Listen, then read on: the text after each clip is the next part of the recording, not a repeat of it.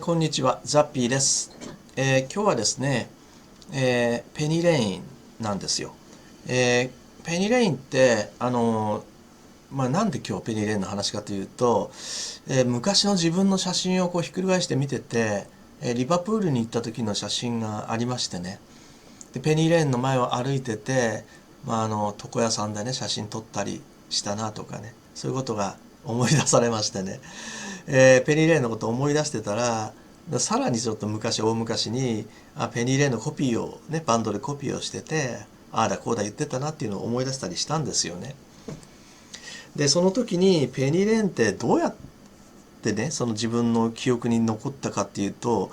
実はペニーレンってすごいコピーがしにくかったと。コピーがしにくいっていうか、真似しにくかったというふうに覚えてるんですよね。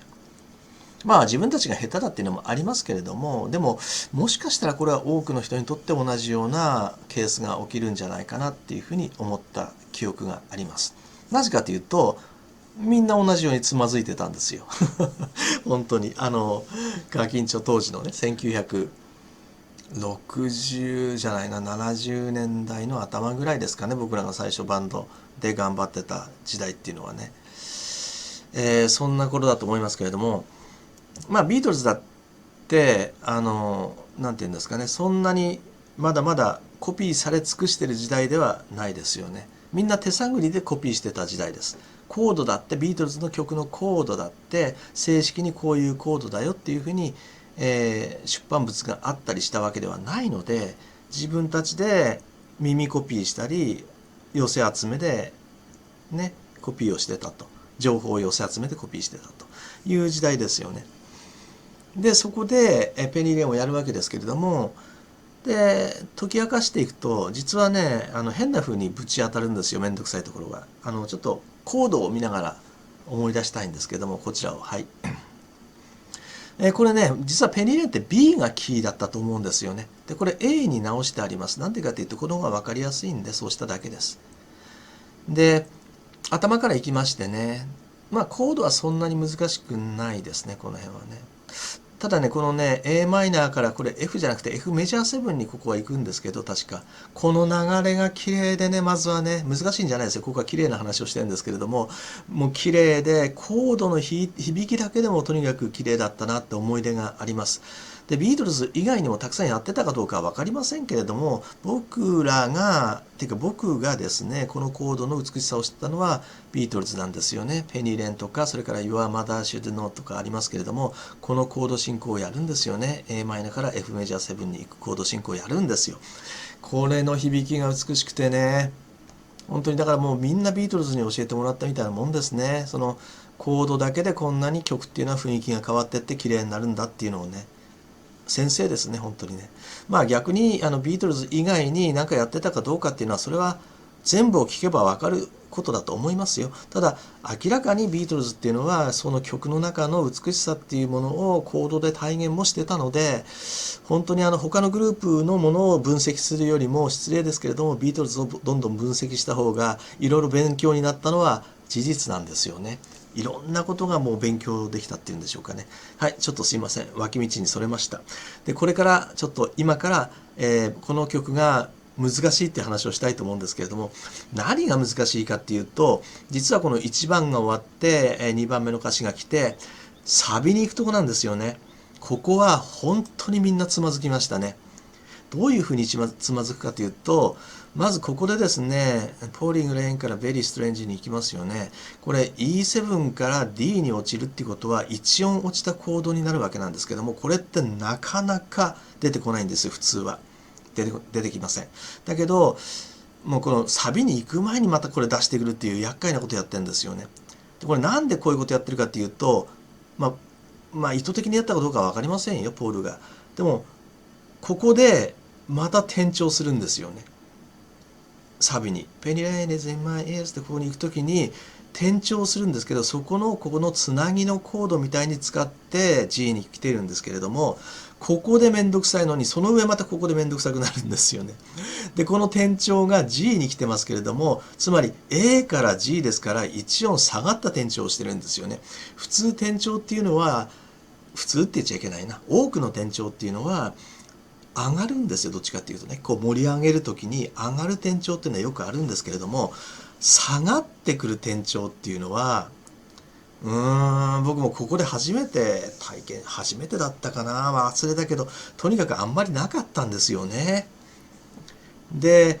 転調してきて、じゃあ下に下がるメロディーじゃなくて、サビでこれ音程上がって歌うんですよね。音程は上がるんですよ。キーは下がるんですよ。で、これでもう、あれあんなに簡単そうに歌って、レコード聴いてるとすごいいい曲で、誰でも歌えそうな曲なのに、コピーして歌おうと思って、コードを弾きながら歌うと、音が取れないんですよね、うまくね。本当に。練習すればできますよ。だけど、最初に、真似しようと思って、いやいや、簡単だから簡単に歌えるだろうと思ってやった時は、うわー、僕だけじゃなくて、みんな、あれあれあれっていう風にみんななってましたね。本当に。今はね、理論的なことも分かってるから、今の時代であればね、みんな歌えるかもしれませんけれども、当時は理論もへったくれもなくて、何もない中で耳だけで覚えてたことを歌おうとするわけですよ。耳で覚えてる歌を、コードが分かったから、じゃあコードに乗っかって歌おう。コードもあるわけだから、もっと歌いやすいでしょ、普通はね。だけど、それがもう全然歌いづらかったという記憶があります。もしね、コードっていうかギターでもね、お弾きになる方で、まだ弾いたことがなければ、ちょっとここ弾きながらね、歌ってみると、難しさがちょっと出るんじゃないかなと思うんですけどね。少なくとも僕らが昔やってた時は、みんな戸惑いましたね。この転調は初めてだったんですよ。で、やっぱりね、こういうことを平然とやってて、で、こういう転調をやったら普通ね、メロディーってなんとなくぎこちなくなると思うんですよね、普通はね。ええ。あの、めんどくさい転調なんで、いわゆるプログレッシブロックのバンドだとすれば、もうガチャーンってもう転調したなって分かるぐらいにメロディーも変わるんですよね。だけど、ビートルズの場合は、ポールとかジョンの場合は、転調しても、転調したってあんまり分かんないんですよ。なんでかっていうと、もうちゃんとつながったいいメロディーになっちゃうんで、綺麗なメロディーになっちゃうんで、転調したっていう感覚を受けないんですよね。でも演奏してみて初めてわかるんですよね、この転調したっていうのがね。それもとんでもない下に下がって転調してるっていうことがわかるんで、その時に初めて愕然とするっていうんでしょうかね。そんなことをした思い出がありますね。本当にビートルズの曲っていうのはこういうふうに歌いづらいとかいうことが往々にして出るんですよね。これは転調によって歌いづらいんですけれども、リズムによって歌いづらいっていうのもたくさんありますね。ポール・マッカートニーが、ドライビング・レインの時かな、ツアーで日本に来て、歌ってたんですよ、この曲をね。どのコンサートだったかちょっと覚えてないんですけれども、それもベースを弾きながら歌ってたんですよね。ちょっとびっくりしますよね。自分で作った曲ですからね、もちろん歌えるでしょうけれども、あっさりやってくれるんですよ、ベースなんていう本当にね、歌いづらい楽器を弾きながら弾いてくれるわけですよね。本当びっくりします。なので、同じペニーレーンのね、同じようにサビを歌うとしても、わざわざ転調する必要は本当はないのかもしれないですよね。普通の人にとってね、考えてしまえば。でも僕らっていうか僕みたいな凡人はそういうふうに考えるんですけども、ポールの場合はきっと転調させようと思ってしてるんじゃなくて、こういうふうに持っていった方が綺麗だから、そのメロディーを作ってるだけだと思うんですよね。それが結果的に転調っていうことになってるわけで、決してその転調させてやって、なんていうんですかね、意表をつこうというふうにしてるつもりはないと思います。なぜかというと、意表をついたメロディーにはなってないからなんですよね。普通のメロディーなんですよ。普通に綺麗なメロディーとしてしか僕らには聞こえてこないんですよ。しかし、演奏というか中身は意表をつきすぎてるぐらいすごい、びっくりしたわけですよね。今日はこんな話をしたかったんですよ。最後にね、ちょっと変な話ですけれども、こういった昔話を思い出す、昔の経験を思い出すっていうのは、やっぱりね、年も取ったとは思ってます。よく言う話だと思うんですけれども、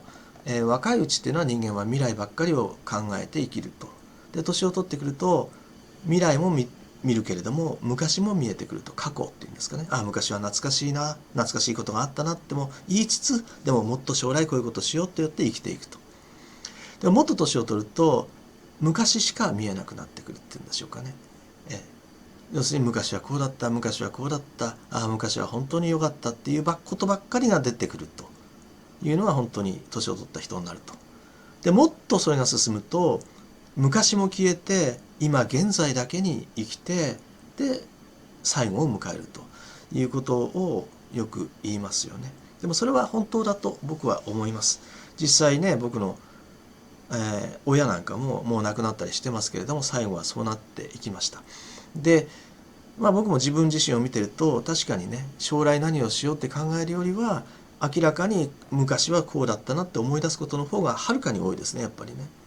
年を取ったと思ってます。でもね、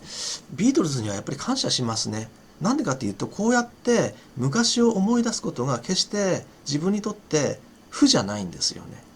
楽しいんですよ。嬉しいんですよね。これまで、一生懸命やれたんだなっていうか、一生懸命何かに向かってたんだなとか、そして今でも思い出して、昔をね、こうやって思い出して喋ったり、記憶をたどったりすることが楽しくてしょうがない時があるんですよね。なので僕はね、確かに年を取って昔を思い出してるんですけども、ビートルズっていう昔を思い出してるんですけれども、これがなぜか嬉しくてしょうがないということは、ビートルズにやっぱり感謝すべきことだなっていうふうに思いますね。彼らがいなかったらやっぱり夢中になることもなかったし、今こうして思い出して振り返って、それを、懐かしむんじゃなくて楽しむっていうことはできないと思いますよね。懐かしいんじゃないですよね。楽しいんですよ、これが。困ったことに。はい。もちろんね、懐かしさはどっかにあると思いますよ。あります。間違いなくあります。でも同じぐらいの分量で楽しさもあるわけなんですよね。すいません。自分の話を最後にさせていただきまして。今日も変な話になりましたが、ありがとうございました。失礼します。